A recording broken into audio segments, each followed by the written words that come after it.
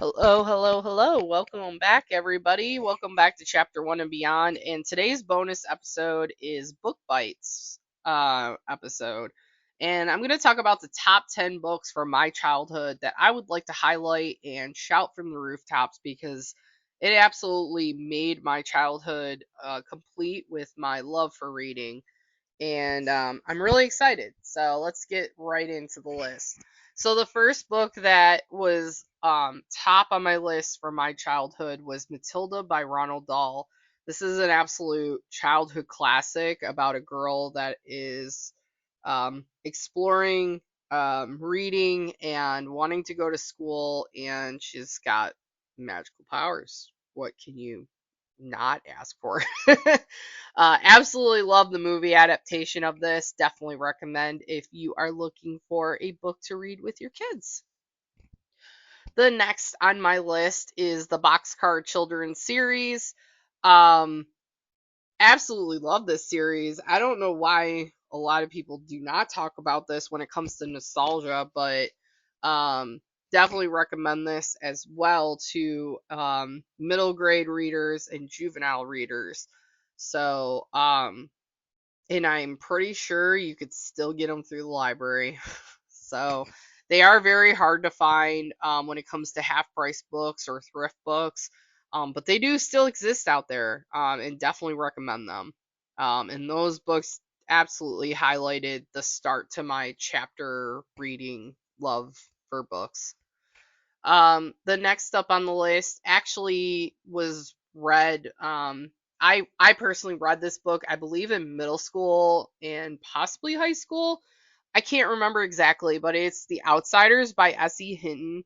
Um, and I just remember really feeling, um, how an unlikely group of outcasts can really, bond together. And I just like remembered a lot of like great message things about this book.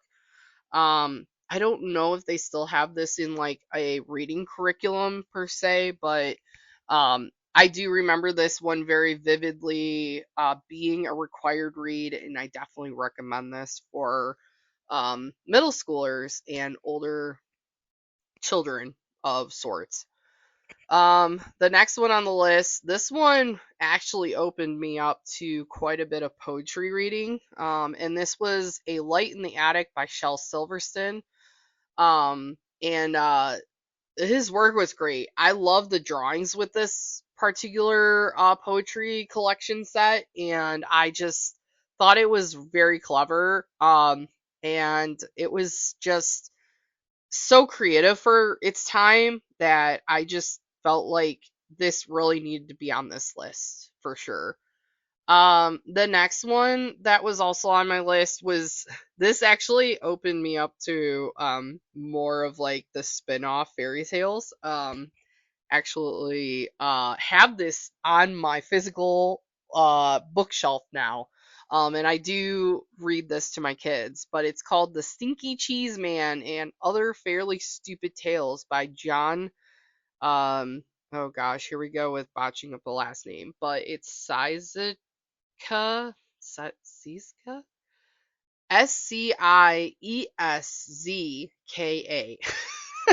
I cannot pronounce his last name. But the cover alone, the artwork throughout this book, I still to this day as an adult, I absolutely love this book. And I definitely recommend it. It was definitely a highlight from my childhood. The next up on the list is actually a series, very iconic series, been adapted into movie adaptations. I believe it's also a series too. But it's The Chronicles of Narnia by C.S. Lewis. Specifically, from this series, I definitely like The Lion, Witch, and the Wardrobe. And then I like The Silver Chair. I remember those two specifically out of the series, and I just love both of them. The whole series in general is absolutely fantastic. It's got fauns, it's got fairies, it's got magical creatures.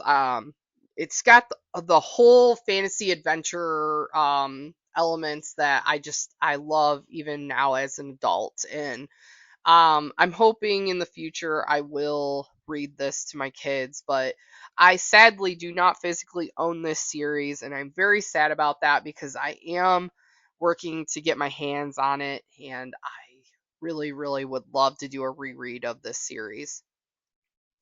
Okay. So the next on the list, and we got about four more that I like personally thought needed to be on this list. But R.L. Stein's Goosebumps. This is what kind of opened me up to my thriller and horror tastes, and honestly, they're classics now. Like, I mean, it's so quirky seeing some of these books and like some of the stuff that I used to get so scared of, I'm like, dude, these are like now rereading some of these as an adult, I'm like, whoa, like this is like intense for, the age that I had devoured these books. But if you do have a child that is interested in creepy, scary like stories, I definitely recommend Goosebumps. Even like the classic ones, like with the puppet and the slime, and I mean, there's so many iconic ones that are just on this list, but um, I just personally say, in general, R.L. Stein's Goosebumps is just enough to just it really needs to be reread, in my opinion, in my reading taste. But I just laugh because some of the stuff that I have seen with movie adaptations and show adaptations now, it's like, okay, this is like pretty funny to me, but to know that I had gotten scared of this stuff is just, it's humorous to me. So, okay. The next on the list is The Indian in the Cupboard, and this one was by Lynn Reed Banks. I personally remember reading this. I believe it was like fourth or fifth grade.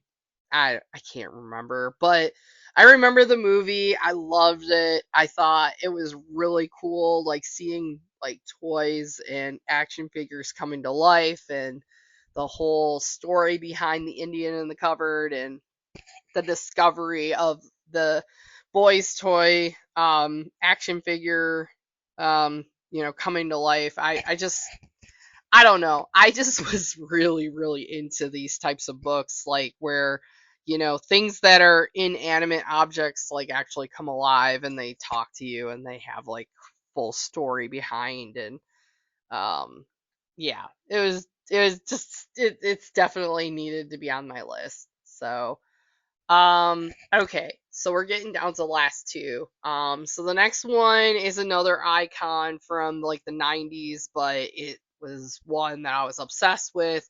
Still am. I'm excited to be sharing this one with my kids soon, and it's called The Mouse and the Motorcycle by Beverly Cleary. Beverly Cleary was absolute perfection for kids, literature, and um, who can't get enough of a cute little mouse and the adventures of the mouse and the motorcycle? So, this one definitely would recommend for like kids in like third to fifth grade. Probably even younger, to be honest. I mean, you're definitely gonna have to read it to them if they are younger, but independently reading per se, I would say third through fifth grade really, would be iconic. So, and the final book on this list is another Shel Silverstein collection, and it's called The Giving Tree.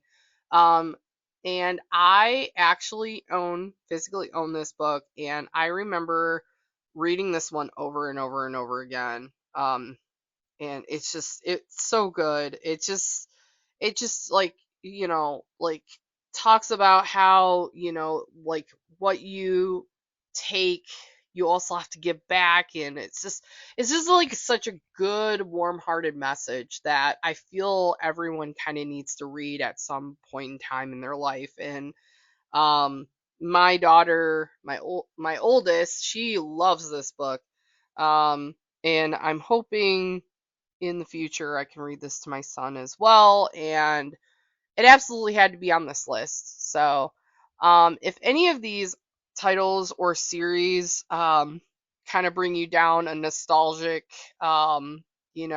memory lane, so to speak, let me know, on the channels, Spotify, YouTube, I'm on Facebook.